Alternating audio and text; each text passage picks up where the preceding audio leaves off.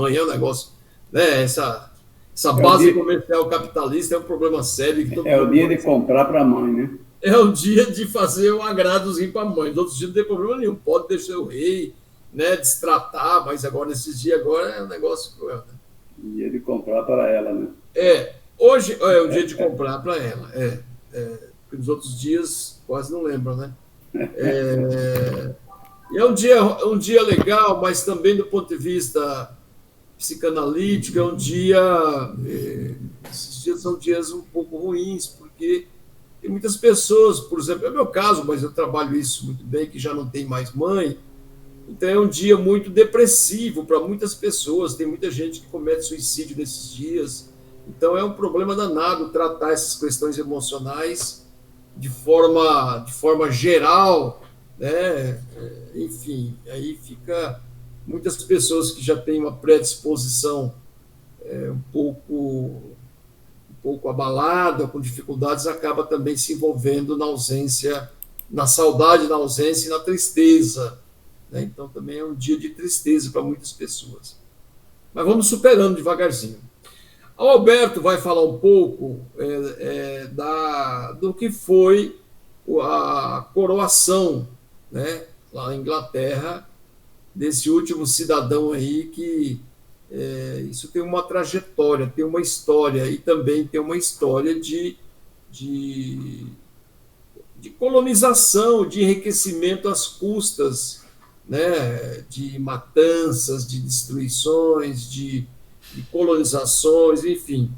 Então, o Alberto fez um texto que nós publicamos, aliás, um texto muito bom, o texto do Alberto que ele fez, que eu publiquei na ABC da Luta, já está com 200 visualizações. É um texto que dá para trabalhar em sala de aula, né? Dá para trabalhar em sala de aula. Então, acho que vale a pena. Como eu conversei com ele durante a semana, nós achamos que esse texto, que esse fato em si, o que significa nos dias de hoje você ainda ter a realeza, aquela condição, aquela pompa, aquela condição de superioridade, o que justifica isso a não ser os grandes interesses econômicos e também os grandes interesses simbólicos de dominação. Então, o Alberto vai discorrer um pouco sobre isso, o que significou a implantação da realeza, da Inglaterra e também em outros países, evidentemente, mas esse ato em si, o que subjaz, o que tem no entorno dessa grande manifestação da coroação, do coroamento desse cidadão aí. Então, Alberto, eu passo para você uns 20, 30 minutos de exposição, qual é a sua leitura sobre essa situação, que todo domingo via de regra, aos domingos a gente tem aula de história aqui, viu? Aula de história da melhor qualidade possível, porque ela é aula de história a partir de quem milita, militou, milita e continua militando. Então são aulas e também é uma história, digamos assim, é uma história analisada na perspectiva da criticidade da ciência, principalmente um pouco da ciência do marxismo, nesse debate, que é um debate extremamente importante. Então, eu passo ao Alberto e depois, se você tiver alguma pergunta, vai anotando para não interrompê-lo e a gente passa, depois abre a palavra para tirar dúvida ou mesmo para encaminhamentos. Tá bom? Alberto. Bom, na realidade, a gente até se surpreende, porque a gente vê um fato desse, que é um caso notório, que está aí, não é nenhuma novidade, uma posse, uma exibição, uma ostentação como a posse do rei, mas a gente ainda se indigna de forma um tanto emotiva quando se depara com uma verdadeira afronta a toda a classe trabalhadora mundial, a própria espécie humana, quando a gente vê uma cena daquela. É lógico que isso vem de toda uma história. Esse processo surgiu com a luta de classe, surgiu com a sociedade de classe. Antes você não tinha uma classe de parasitas. surgiu, a partir da primeira escravidão, em que a Grécia se destaca com a sua escravidão, Roma, o próprio Egito, outras regiões. Ao surgir uma sociedade de classe, surgiu o chamado parasitismo de classe. Um setor minoritário a viver às custas do trabalho da maioria da população, no caso da antiguidade, do trabalho do escravo, do trabalho escravo na primeira versão do que significa uma história de escravidões. Depois veio, né, com isso surgiu, né, todo um parasitismo, um mundo de palácio, panteão grego, tudo isso simbolizando, entendeu, toda uma ostentação de uma classe que não existia, evidentemente, antes com a sociedade primitiva. Depois veio a Idade Média, veio o feudalismo, e, mais uma vez, o parasitismo de uma nova classe, às custas da maioria dos trabalhadores, da maioria dos servos, da maioria dos servos, com a sua ostentação de castelo, vivendo num mundo de luxo às custas dessa maioria. E, por último, a que eu chamo a última das escravidões, que é o capitalismo. No capitalismo, dois fenômenos interessantes. O capitalismo surgiu a partir de duas escravidões. Num primeiro momento, nós poderíamos notar, por exemplo, no caso especificamente da Inglaterra, que Marx foi o país que Marx mais explorou, porque foi onde o capitalismo inicialmente mais se destacou. Inicialmente, nós temos aí a questão dos artesãos, camponeses, transformados, na medida que era expropriado pelo capital nascente, era transformado em proletários, e passando aquele momento da economia de manufatura, passando a ser o primeiro momento da acumulação do capital, e aí era o capitalismo nascendo. Mas o capitalismo não se limitou a nascer com a força de trabalho local. Ele se expandiu pelo mundo. Aliás, hoje o pessoal fala na tal de globalização, o capitalismo já nasceu se globalizando. Ele começou a se globalizar a partir do colonialismo. Ele avançou pelo mundo, e escravizando gente, escravizando corpos, escravizando almas. E aí, evidentemente, escravizando comunidades indígenas, mas aí merece um destaque a escravização dos negros africanos. E foi devido a essa escravização, mais o trabalho operário local em cada país colonizador, foi em cima disso que o capitalismo foi se formando, e aí eu destaco o capitalismo inglês. O capitalismo foi se formando, entendeu? Com mais uma classe, né? Com mais uma classe de parasitas vivendo às custas do trabalhador local, do operário, com a sua produção de mais-valia, e com a exploração, inclusive, às custas até inclusive de extermínios, entendeu? De comunidades indígenas e principalmente dos africanos. Foi em cima disso, foi a partir daí que foram sendo criados, né, para essa classe parasita, para a burguesia, foi criado os seus castelos, os seus novos castelos, verdadeiras adaptações dos castelos antigos para a sua vida, entendeu? Suas mansões de mármores, seus grandes palácios, e é decorrente disso que nós vemos, que eu acabei vendo na coroação do rei, acabei me indignando com aquilo. Eu não pensei nem escrever sobre aquilo, mas na medida em que eu vi na hora que a gente vê uma carruagem dourada, que vê um palácio praticamente dourado, abrilhantado por dentro, com todo aquele mundo de luxúria, a custa da classe trabalhadora, às custas de escravos e mais escravos, que eram, né, inclusive de um capitalismo que surgiu em grande medida às custas do comércio com escravos, da venda e revenda de seres humanos como se fossem verdadeiras mercadorias, tratadas como mercadoria, e de fato, né, era como tal que era tratada. Na medida, e aí falei, eu vou escrever um pouco sobre isso e fazer algumas perguntas a nós mesmos. Por que que nós não temos uma série, nós não temos um trabalho mais constante, principalmente a esquerda, principalmente o socialista, nós não temos um trabalho mais constante, mostrando para a classe trabalhadora, sempre lembrando a ela, entendeu, de onde vem essas riquezas, de onde vem essa luxúria, de que essa luxúria é produto do seu sangue vertido, do seu sangue transformado em mercadoria, para que a minoria vive em palácio, vive no mundo da luxúria, cercada de ouro, cercada de diamantes. Por que a gente não faz um trabalho mais constante, um trabalho didático em cima disso?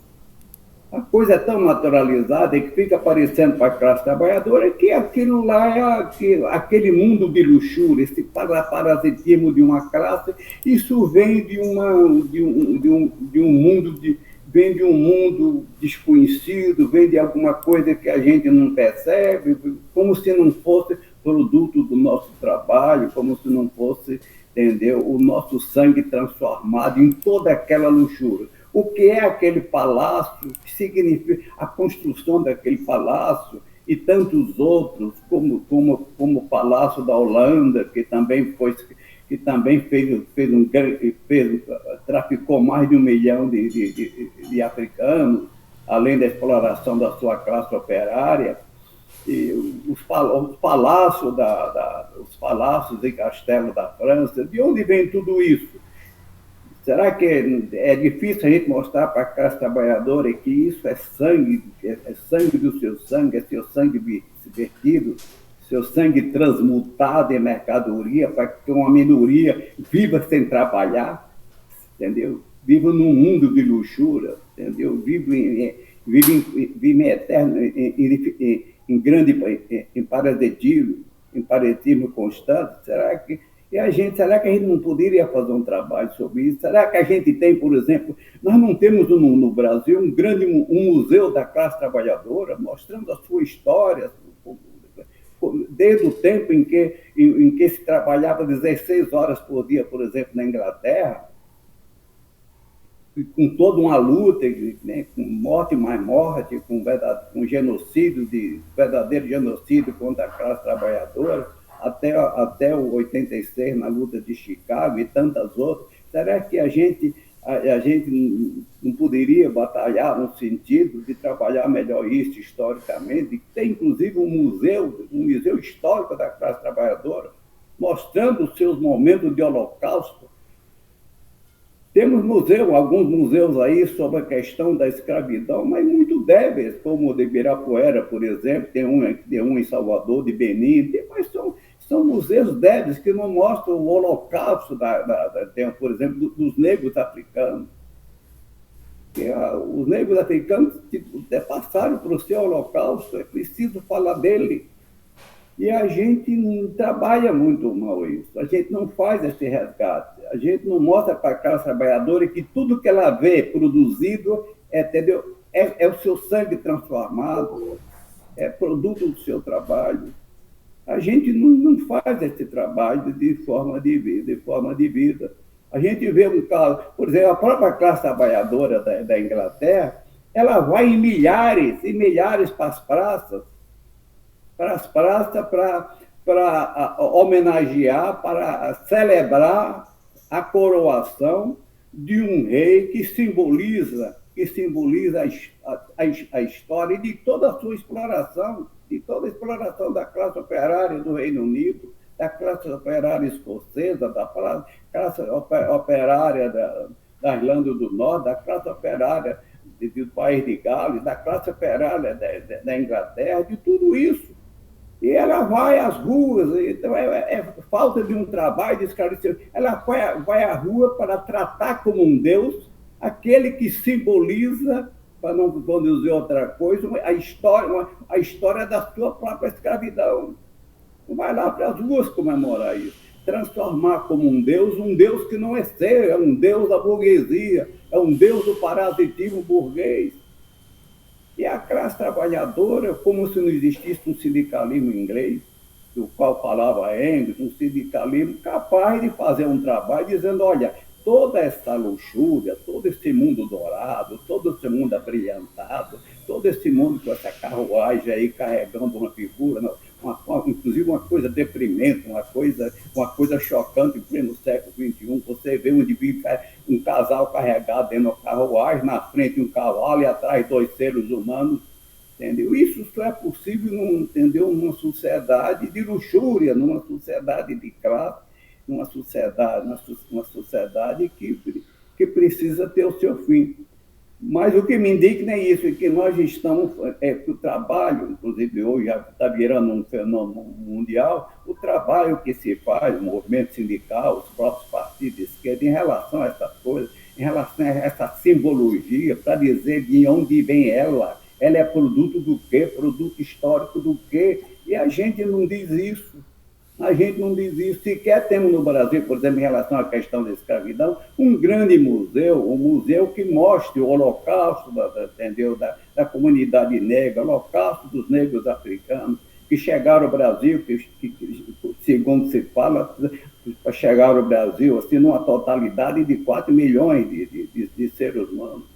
E nada disso é denunciado, nada disso a gente. Quer dizer, não é que não existe denúncia, mas não da maneira de vida, de maneira constante, de maneira. Há uma série de coisas, por exemplo, que o próprio movimento de negro precisaria trabalhar melhor. Por exemplo, como o caso de você de indenizar, isso aconteceu inclusive na Inglaterra, de indenizar ex-dono de escravo, porque a escravidão acabou, então tinha que indenizar.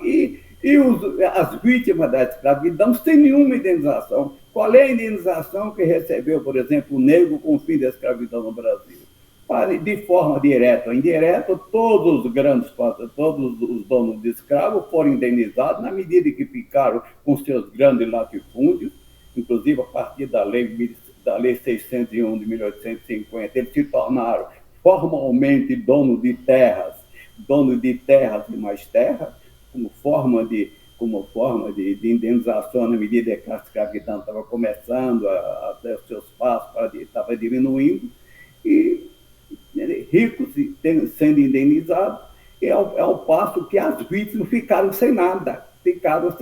No caso do Brasil, o que lhe sobrou foram morar em favela, morar em cortiço, depois morar em favelas, depois o que lhe sobrou foi a violência policial, foi ficar sem nada, foi a mendicância, foi tudo isso. Então, tudo isso é preciso, essa história do enriquecimento, do parasitismo de uma classe, é preciso ser contada. De onde vem esse parasitismo? De onde vem o parasitismo de todas as classes ao longo da história da sociedade de classe?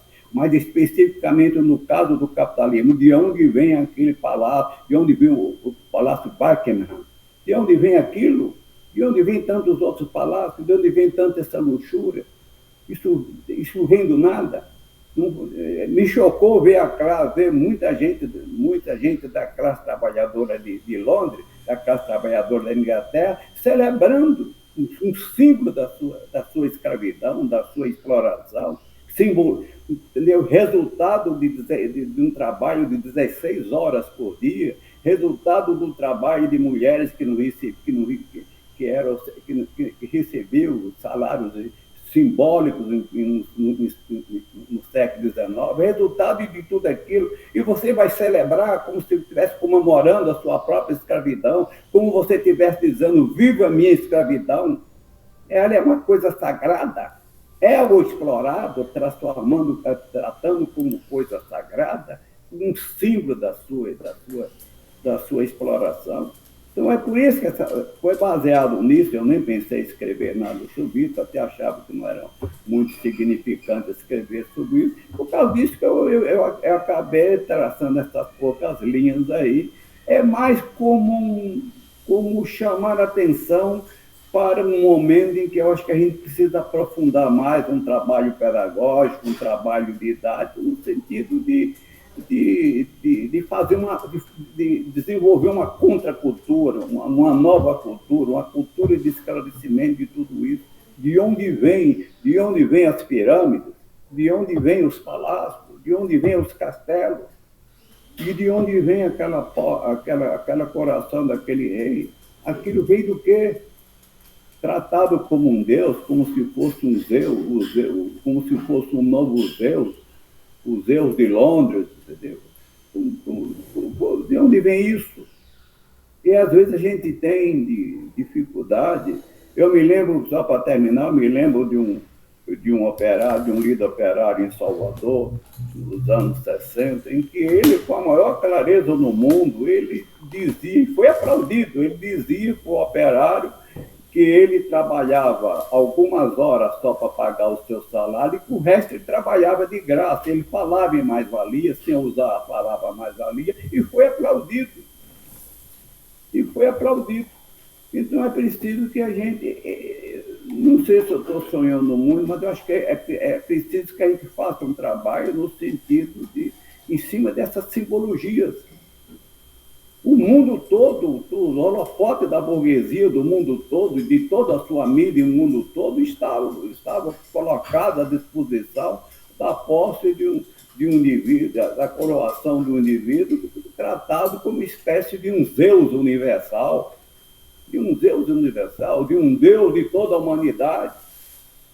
E isso, entendeu? E isso a gente precisa dar um tratamento melhor para essas coisas, um trabalho mais didático, evidentemente não é uma função só do professor de história, só do educador, é uma função do movimento sindical, do movimento social. Na realidade, eu escrevi isso, foi mais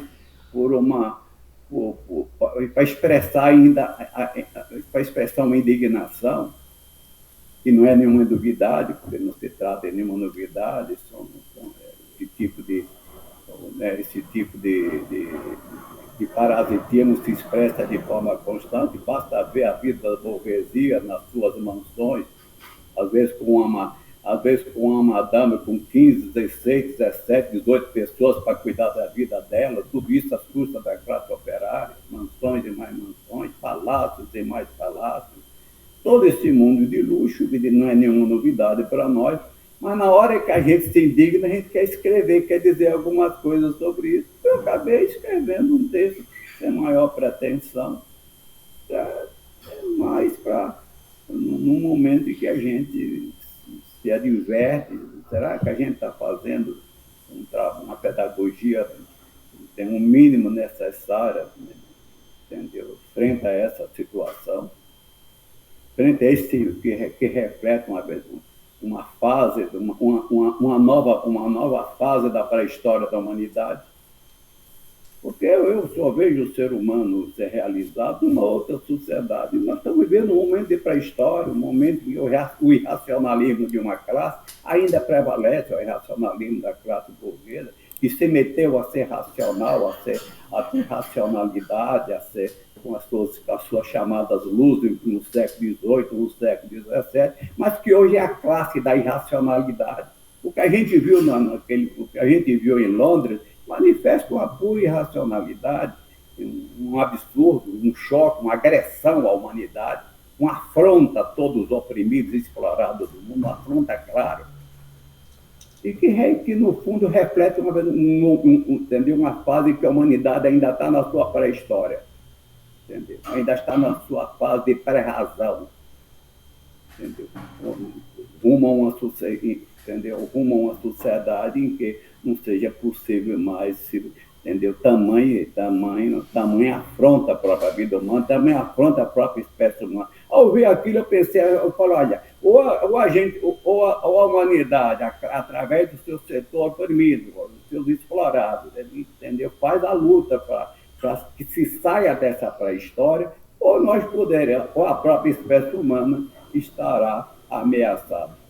É nesse sentido que eu evoco e termino Rosa Luxemburgo: socialismo ou barbárie. É isso aí que eu tinha a dizer, mais por expressando indignação do que propriamente com a pretensão de fazer uma análise, entendeu? Melhor sistematizada, com alguma cientificidade. É isso aí, companheiros e companheiras. Valeu, Alberto. Obrigado. Eu também, quando eu li o texto que você fez, essa condição está tão naturalizada, essa condição de você conviver com esses espetáculos sem o aspecto da criticidade, está tão naturalizado que passa a ser uma coisa que você fala para os alunos sem o menor filtro ou sem a menor preocupação em aprofundar com eles o que está, o que traduz essas comemorações, esses espetáculos, né? Então, quando eu vi o texto, que aliás, se alguém depois tiver interesse, um texto bem feito, do Alberto, e aí eu falei com ele se ele poderia expressar aqui, hoje ele veio e está fazendo isso. Mas está aberta a palavra, companheiros. E não é só esse aspecto, né, Alberto? São todos os outros aspectos da dominação que normalmente nós aprendemos, fomos uma espécie de domesticados para conviver com isso, sem se revoltar, sem se indignar, enfim, é um drama humano e pedagógico, né? Porque se você não traduz, não debate isso nas escolas, que normalmente são correias de transmissão da ideologia do Estado, via de regra, mas se você não traduz no campo da esquerda, nos debates, por menor que seja, quando que a gente vai evoluir para poder compreender esse aspecto, essa realidade? Está aberto alguma consideração, algum comentário ou pergunta sobre esse tema que o Alberto trouxe nesse domingo? Aqui também está aqui o Miguel, o Carlos eu vi que ele entrou por aqui, o Tolentino também. Pode falar, Tolentino, levantou a mão. Bom dia, todos me ouvem bem? Sim. Tava lembrando aqui algumas bandas inglesas, né? Que, por exemplo, Sex Pistols, né? Um trecho de uma música deles, eles falam: a rainha atrai turista e vende jornal. Né? Isso na década de 80. E também o Iron Maiden, que é uma banda que eu ouvi muito, ouço muito, eles narram algumas intervenções do imperialismo inglês na Europa, na África e na América, e sempre deixando um rastro de destruição, né, de morte de famélicos. A música do Iron Maiden mais famosa que eu lembro que fala sobre isso é da Guerra da Crimeia, de 1851, né, chama The Trooper. Inclusive já foi até a letra dessa música do Iron Maiden já foi questão de concurso de admissão no exército já. Eu lembro que eu fiz a prova para sargento do exército, eu acabei passando e desistindo porque eu decidi não seguir carreira.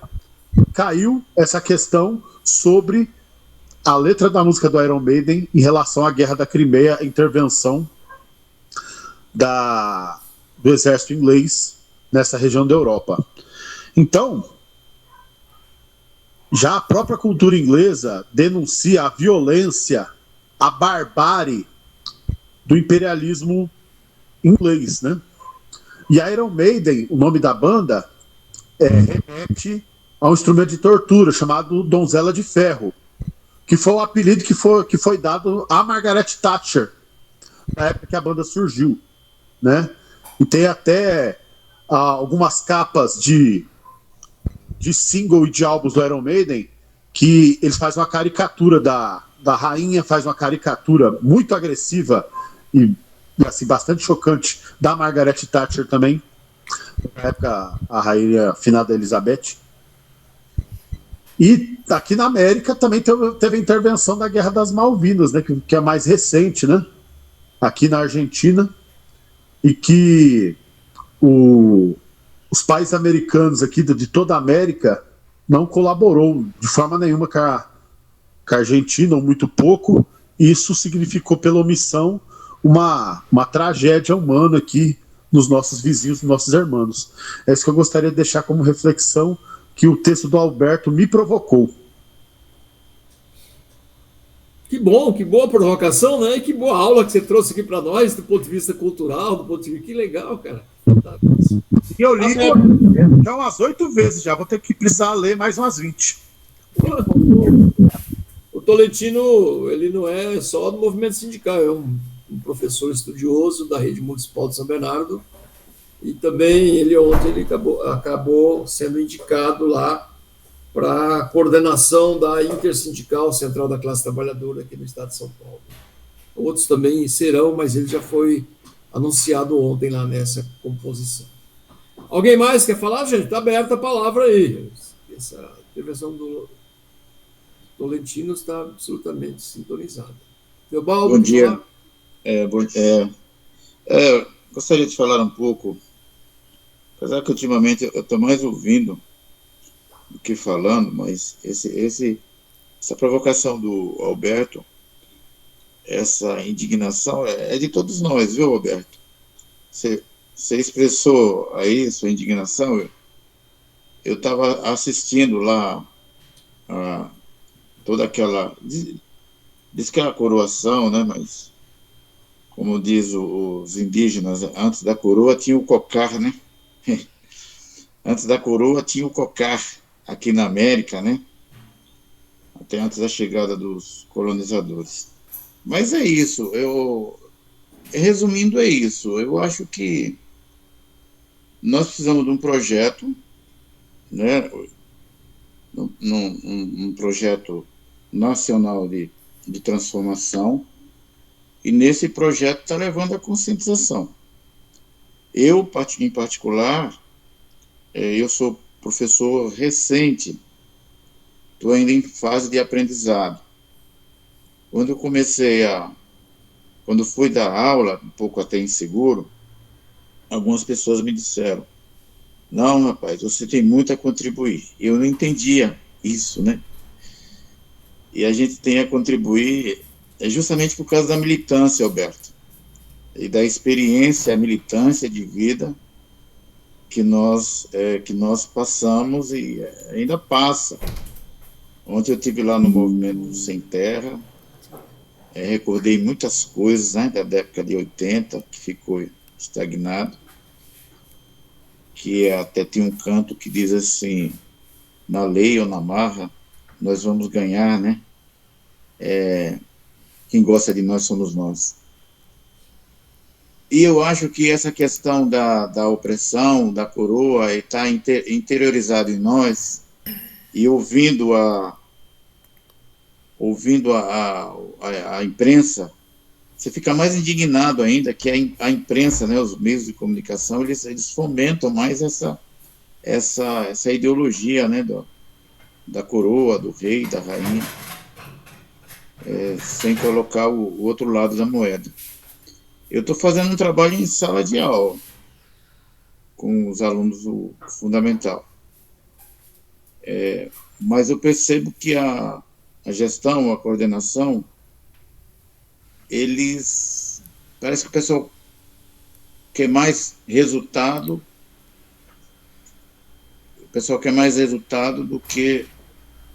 do que um trabalho em si, né? Um trabalho de conscientização. Agora, a gente tem... A minha esposa está subindo aqui, a minha esposa está estudando agora também, ela é negra, ela está estudando e ela está se indignando, né? Também. Eu estava vendo uma palavra aqui, o epifeminicídio, é isso? Deixa eu ver aqui. Epistemicídio. Do Boaventura, que foi justamente o que é isso aqui, é a destruição de algumas formas do saber, né? Do saber e a inferiorização de outros, principalmente os afros, os indígenas, né? Alberto, eu dando aula, eu dando aula aqui no ensino fundamental, sobre essa questão dos afros, eu falei, olha, eu sou pardo, mas politicamente eu me considero negro. Quando eu falei que eu me considerava negro, todos pararam, me olharam, né? Os alunos, até os negros, né? Por uma questão política, né? E ideológica. Então é uma coisa que está interiorizado em nós, essa questão da opressão, né? E a gente precisa desobstruir, olhar para dentro, olha para dentro de nós mesmos, olha para dentro de si e veja o racismo que foi introjetado, por mais racista que nós não queremos ser, mas nós somos, até nós, muitas vezes, da militância, né? E essa falta de comunicação também tem a ver muito com o nosso ego, com o nosso egoísmo, com a nossa formação. Então a gente precisa desconstruir, né, toda essa, vamos dizer assim, toda essa ideologia que foi implantada e começar a contar a história do jeito que foi e construir uma sociedade nova. Né, porque nós mesmos, nós militantes, nós estamos, né, nesse processo de submissão. Eu acho que eu enrolei muito e não falei o que devia ter falado. É só para um pouco de desabafo aí também, indignação, que eu fiquei assistindo aqui, fiquei toda hora dando murro no sofá, né, indignado disso, né? E você traz à tona essa indignação que todos nós sofremos. Legal. O Deobaldo, ele é professor e também ele tem um tom aí especial e é um poeta, tem livros escritos e depois qualquer dia nós vamos fazer um debate também sobre a poesia e a luta de classe, a poesia aí a serviço de que conteúdo está. Miguel, você levantou a mão. Miguel, você está com muito frio aí, rapaz? Você está igual eu aqui? Osasco está assim, é? Tá bem friozinho aqui. Bom dia a todos. Então, eu estava ouvindo ontem, acho que no SPTV, se não me engano, que foi encontrado 5 volumes aqui em Sorocaba sobre a venda de negros na época da escravidão, já no finalzinho aí do período, né, da escravidão. E aí os negros, né, batalharam para poder, na justiça, ser liberado para consulta pública. E foi uma luta para elas conseguirem isso.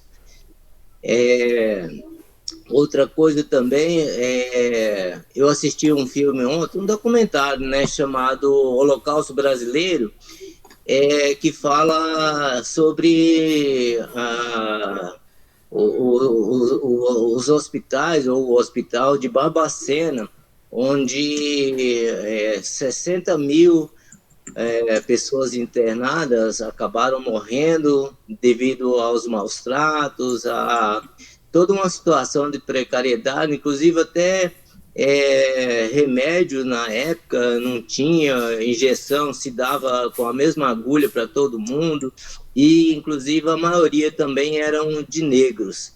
Vale a pena assistir, porque realmente é um retrato do descaso, principalmente da ditadura militar em relação a esse pessoal. Inclusive eu tive uma prima que foi internada lá e morreu lá, e, inclusive era, como eles falaram, uma espécie de depósito mesmo. As pessoas eram jogadas lá, abandonadas, e ficava realmente numa situação triste. Alguns fotógrafos na época foram lá e fotografaram, inclusive é mostrado essas fotos no documentário, para retratar a calamidade que foi.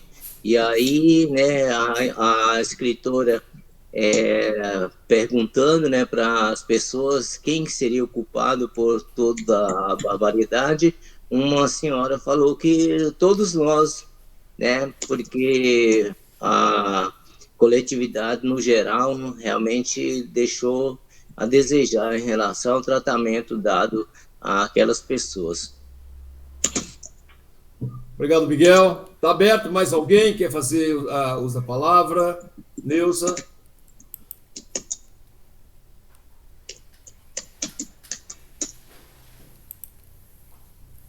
Bom dia a todos.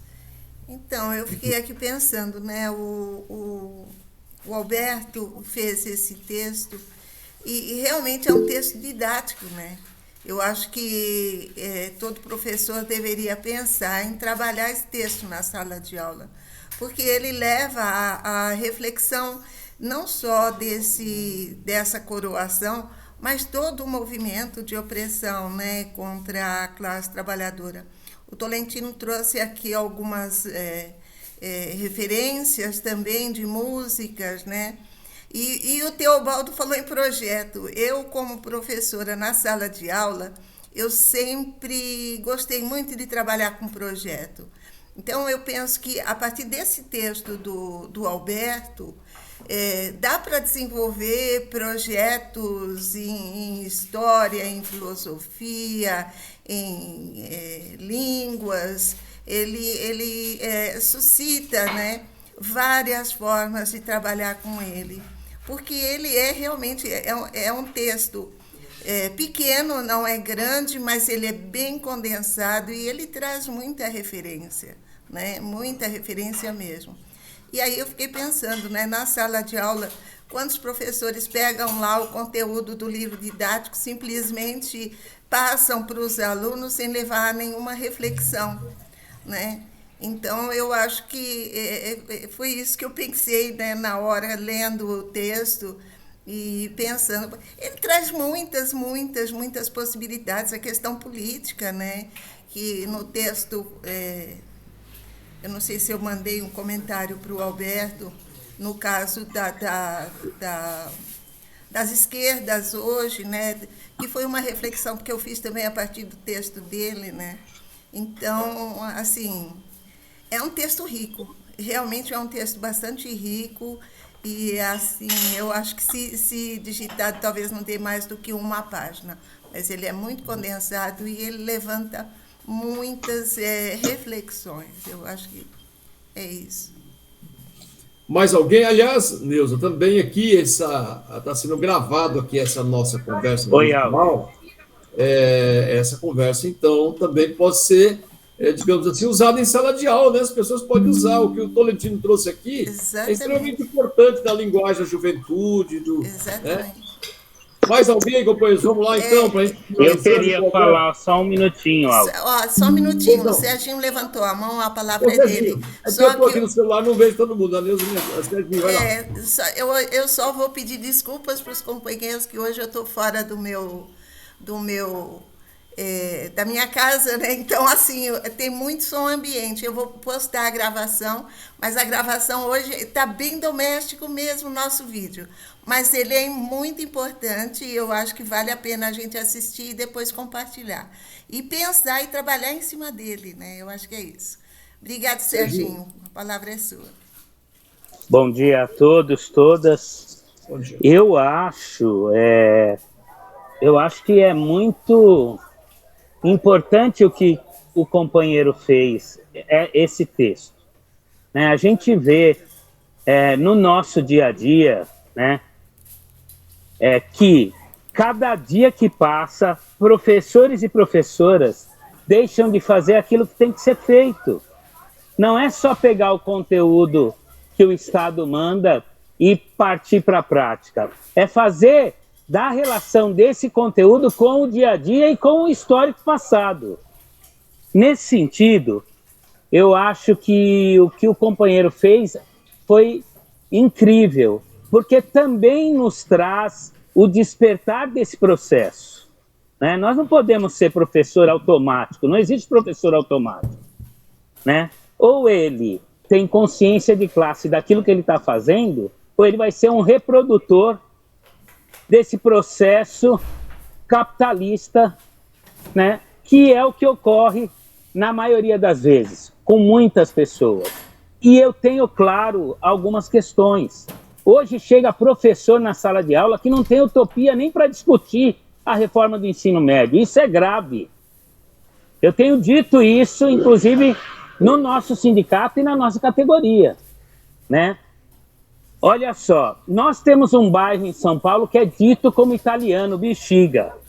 Esse bairro, se a gente fizer um estudo sobre ele, vai mostrar o nível de exploração que teve com os trabalhadores e trabalhadoras da classe negra. Né? A gente encontra lá, agora, ao fazer o metrô, alçadas de escravos, né? E consegue construir um movimento lá chamado Saracura Vai-Vai. Por que isso? Porque mesmo a chegada do metrô expulsa os últimos trabalhadores e trabalhadoras negras que estão lá naquele bairro.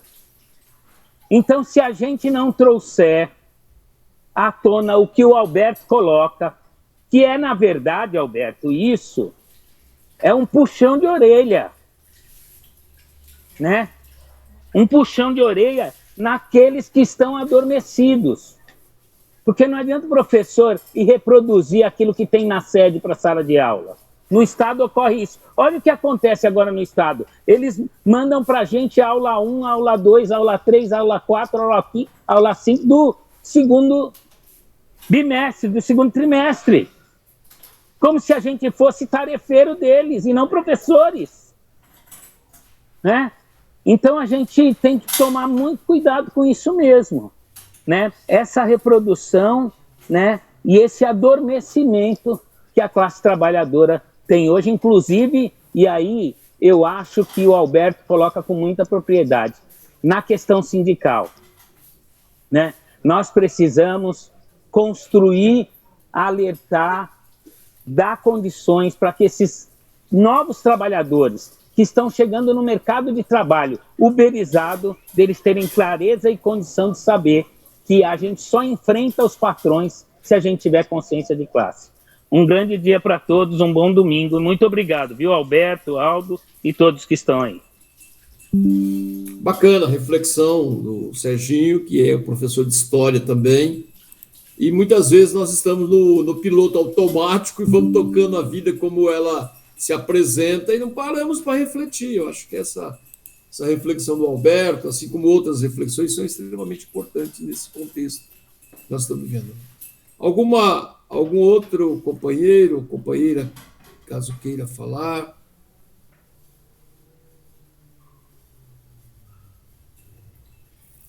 Ô, Aldo, ainda frisando uma coisa importante ontem, que também foi colocado pela televisão, o fato do embranquecimento do Lima Barreto e do Machado de Assis, né, que o pessoal resgatou a negritude deles, né, principalmente pelo fato de que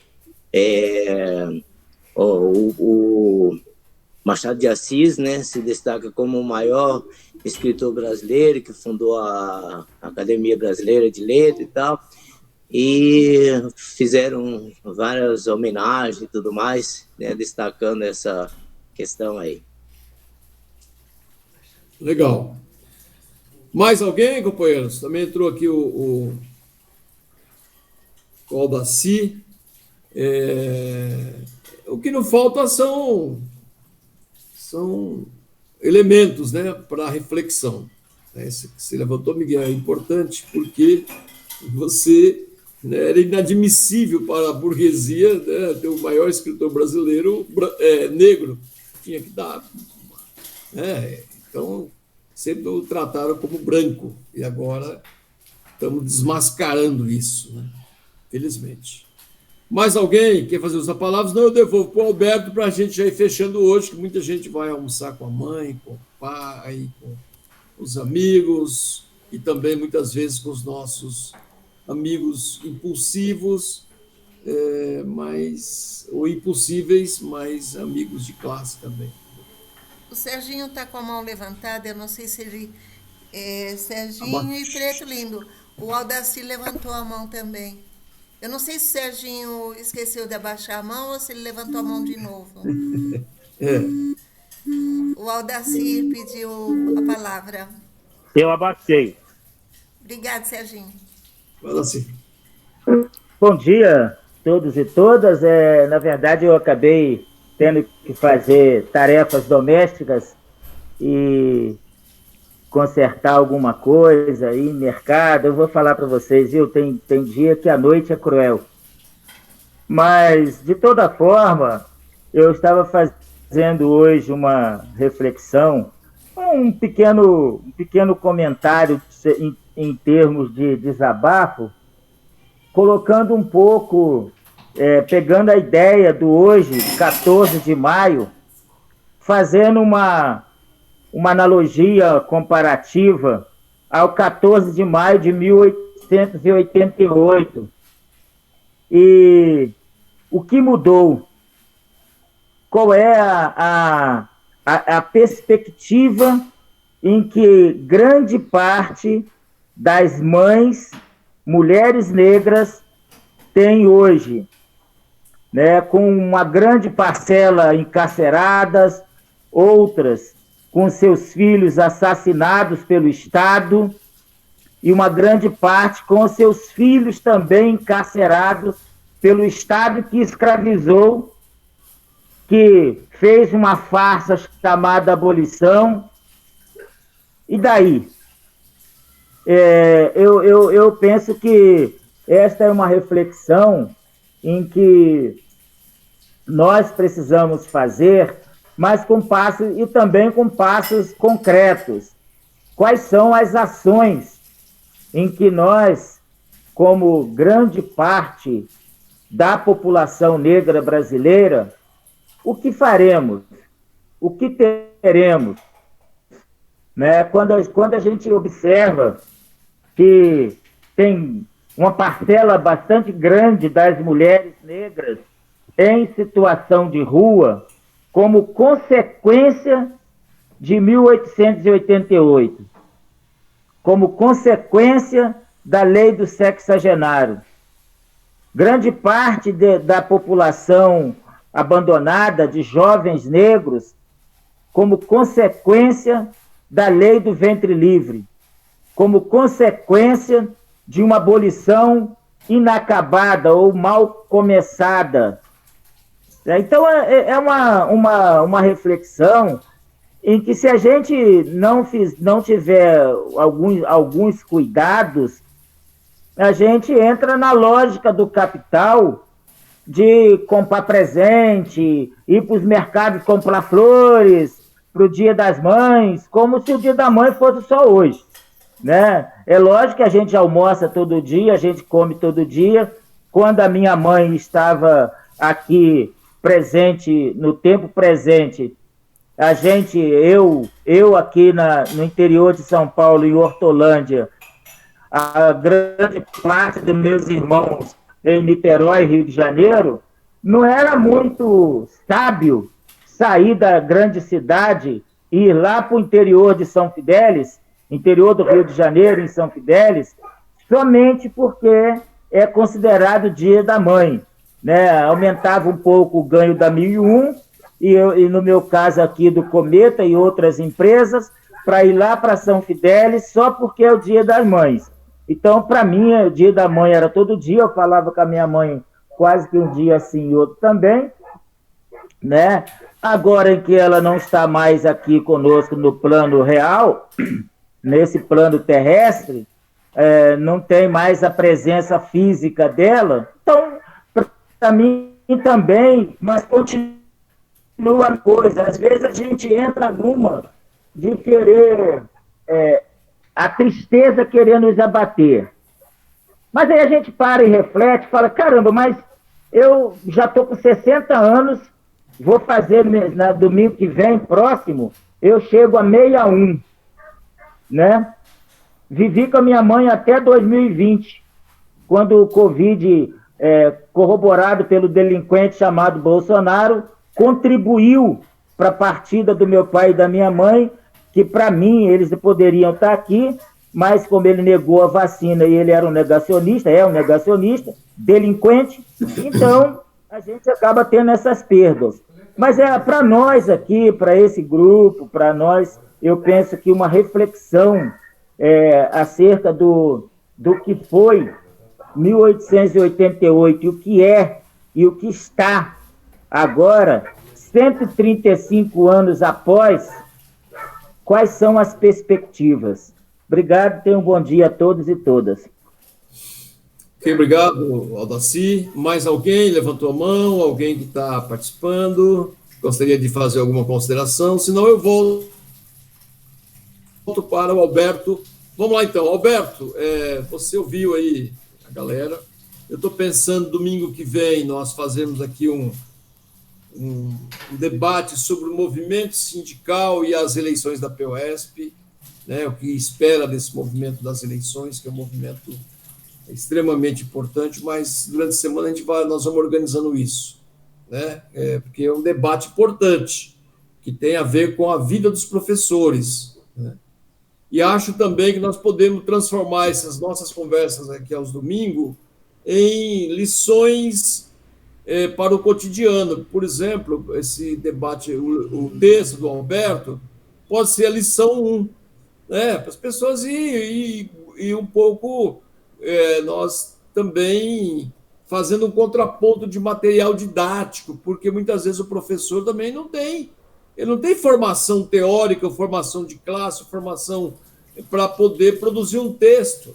E aqui eu retorno de Diadema, quando eu comecei a lecionar em Diadema em 85, naquela ocasião, nós fazíamos nossos próprios textos de história, de geografia, de filosofia, reunia um grupo de professores, produzia e depois cada um levava para a sua escola e ia falar para os alunos. Porque, pelo que eu sei, né, a liberdade de cátedra não caiu. Então, o professor também está entrando numa perspectiva de, né, reproduzir aquilo que quer e que faça. Não, ele pode se insurgir.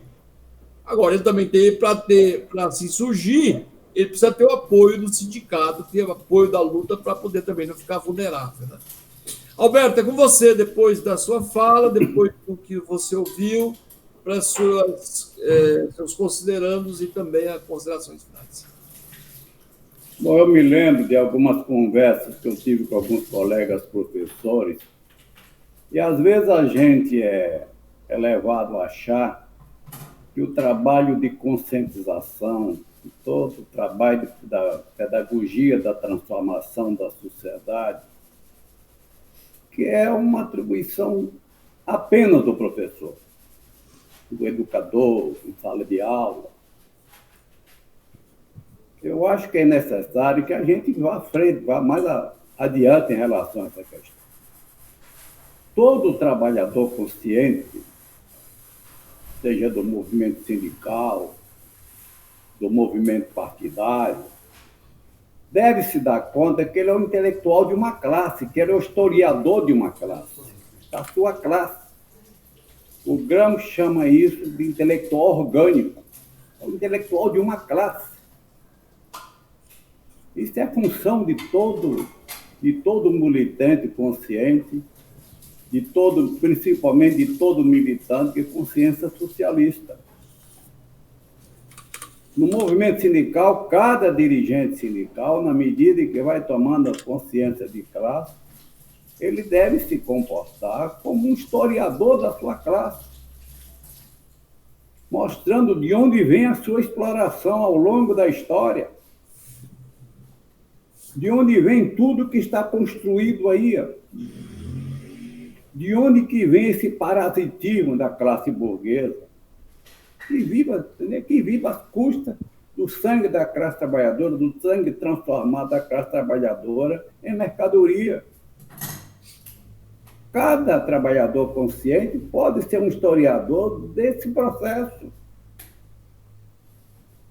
Não seria difícil a gente mostrar que o capitalismo no Brasil, e vamos falar especificamente do capitalismo paulista, que veio da escravidão, veio da acumulação do capital ao longo da produção do café, que depois se juntou à exploração da classe operária, principalmente a partir do século passado, redundando em grandes lutas, inclusive com mártires conhecidos, como é o caso de Martínez, do espanhol Martínez, em 1917.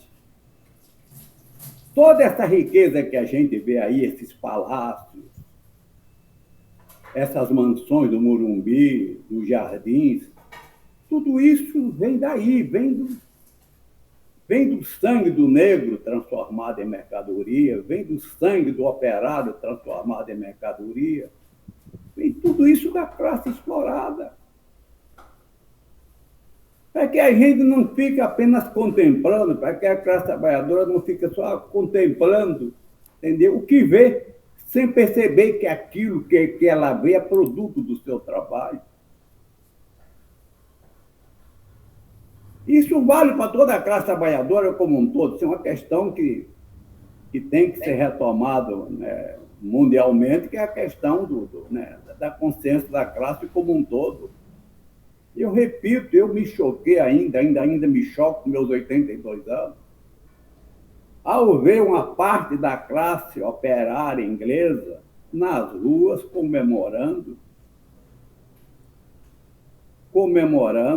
entendeu? A posse, a coroação de um símbolo de toda a sua exploração de classe, de um símbolo de toda a exploração de toda a exploração dos negros africanos.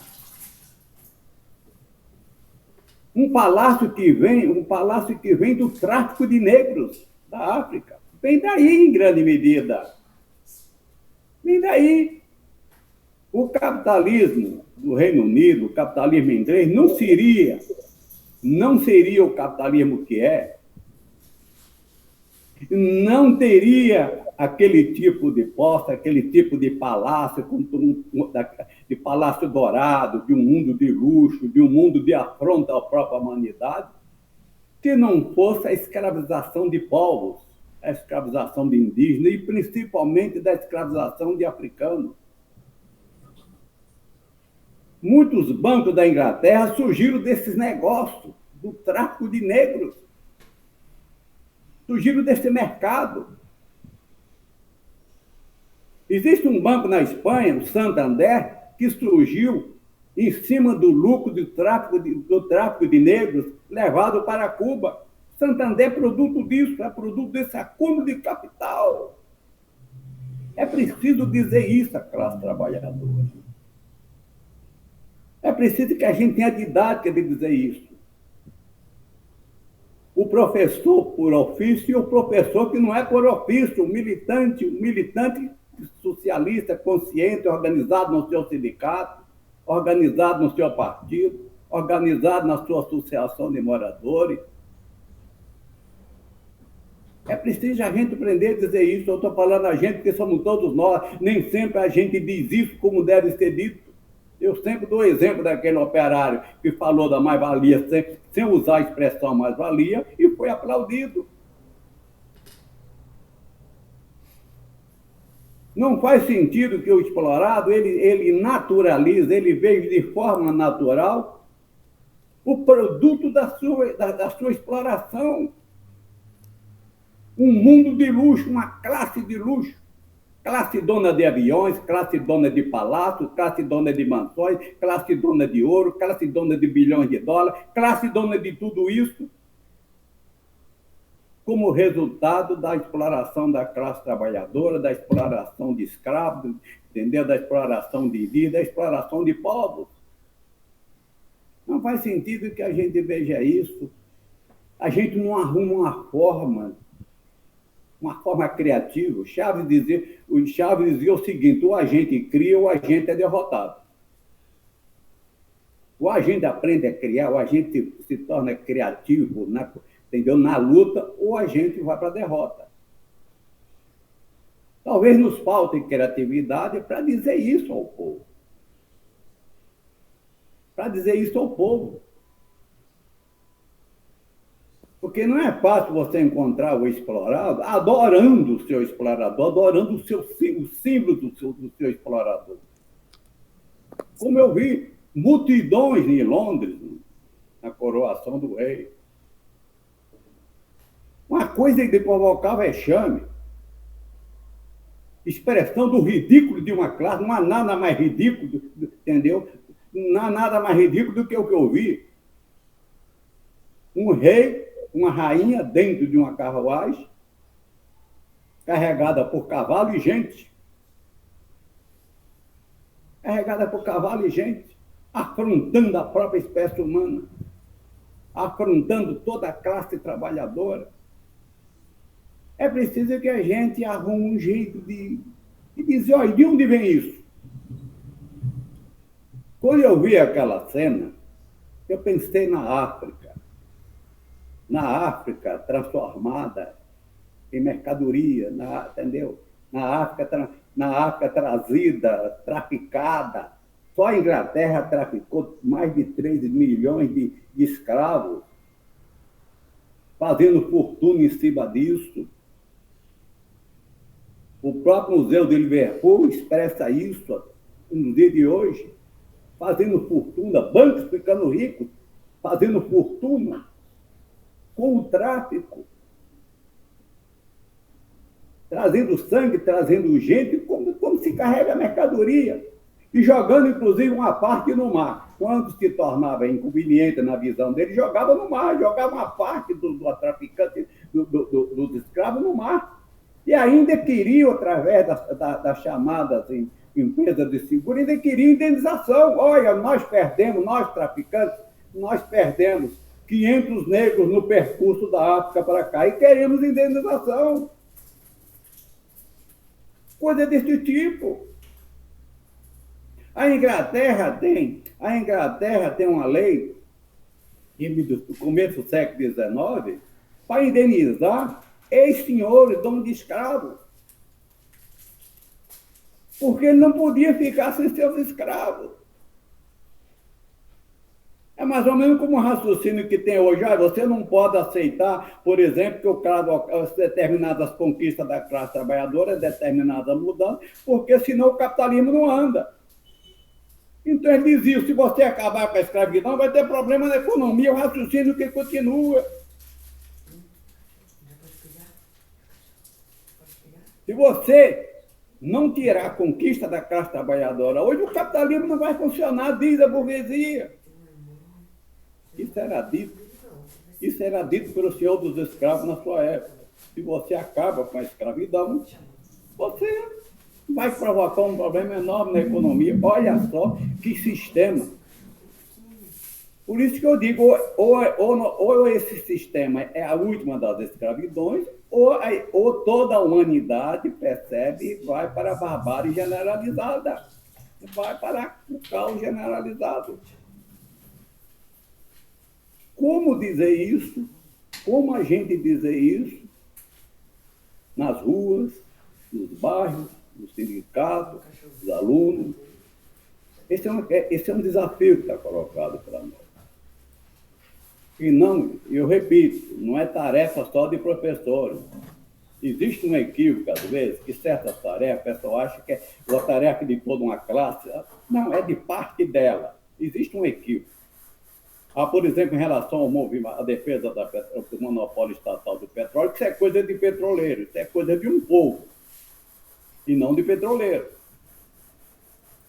A conscientização, a pedagogia da transformação não é coisa só de professor. O professor é parte da classe. É coisa de toda a classe, através dos seus setores mais conscientes, dos seus setores que têm o discurso da mudança. E se não tem, que procure, que estude. É de toda uma classe. É do movimento sindical, do movimento de bairro, eu sempre repito isso. É dos partidos que avançam nessa direção. Na direção da transformação. Acho que é interessante, acho que a gente tem que colocar isso. Nós no Brasil, nós não temos um museu da classe trabalhadora ainda. Houve uma tentativa, Aldo pode dizer alguma coisa, não sei como é que ficou lá em São Bernardo do Campo, havia tentativa de um museu em São Bernardo do Campo, mas um museu da classe trabalhadora, de toda a sua história, de toda a sua exploração, dos seus momentos de holocausto. Um museu, entendeu? Um museu da escravidão. Não que apenas mostre as nossas heranças culturais, entendeu? Provindas da nossa gente africana, do negro. Não é só isso. É lógico que é importante mostrar esse aspecto da nossa cultura. Claro que é importante. Mas mostrar o holocausto que viveu a comunidade negra nesse país, que viveram 4 milhões de escravos ao longo da nossa história. É preciso dizer isso. É preciso dizer que é daí que vem todas essas mansões, daí que vem todo esse conforto, daí que vem toda essa luxúria, daí que vem tudo que está aí produzido, é daí que vem o parasitismo de uma classe. É importante que a classe trabalhadora veja a burguesia, entendeu? A burguesia, sem falar classe produtora, a burguesia não produz nada. A burguesia é uma classe, como foi a feudal, como foi a escravagista da Grécia, de Roma, como foram os faraós, é uma classe parasita. Ela vive do sangue alheio, ela vive do nosso trabalho. O que ela tem não veio dela. O que ela tem, é preciso que uma forma didática da gente dizer isso. Às vezes o trabalhador, ele fala classe produtora, ele acaba achando que a burguesia é classe produtora mesmo, que ela produz. E que ele é chamado ali, entendeu, naturalmente, para aceitar o que a tal da classe produtora, entendeu, determina. Burguesia não é classe produtora, é uma classe parasita, isso é histórico. Ao surgir a luta de classe, surgiram as classes parasitas. Surgiram com elas as classes parasitas e as classes do trabalho. As classes que produz toda essa riqueza que a humanidade tem, da qual não é dona, e a classe parasita que vive dessa riqueza, entendeu? Num mundo de luxo, em que a coração do rei simboliza tudo isso, simboliza todo esse percurso histórico. No caso da Inglaterra, foram dezenas de países colonizados pela Inglaterra, para onde ela mandava negros e mais negros, traficados da África, se enriquecendo com compra e venda de negros, com compra e venda de africanos. Aquele palácio Buckingham surgiu dali. Mais 10 palácios, castelos que eles têm ali para distribuir uma família de dezenas de pessoas que vivem com dezenas de parasitas, veio desse processo. Veio da classe operária inglesa, veio do tráfico de negros, veio da exploração de povos, da colonização de povos. Veio de um período em que o trabalhador trabalhava 16, 17 horas por dia. Às vezes saía para trabalhar, Marx fala só isso. Ele saía para trabalhar, trocava o sino para ele sair. De repente, antes dele começar a dormir, trocava o sino para ele voltar. Charlie Chaplin, inclusive, faz algum trabalho, entendeu? Em tempos modernos, retratando um pouco isso.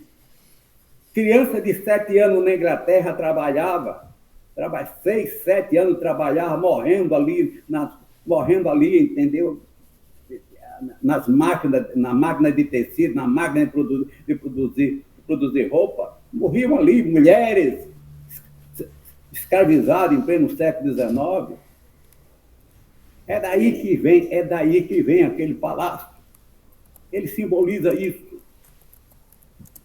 Simboliza uma classe que além de, entendeu? Não só local, mas a classe burguesa de todo mundo. Simboliza isso. Não é por acaso que a burguesia em todo o mundo, ela colocou seus holofotes a serviço daquela coroação. Porque ela diz o seguinte: isso simboliza meu mundo, disse a burguesia. Isso simboliza meu mundo. E eu estou aqui para afrontar mesmo, eu estou aqui para humilhar. Eu, como classe, eu tenho que humilhar.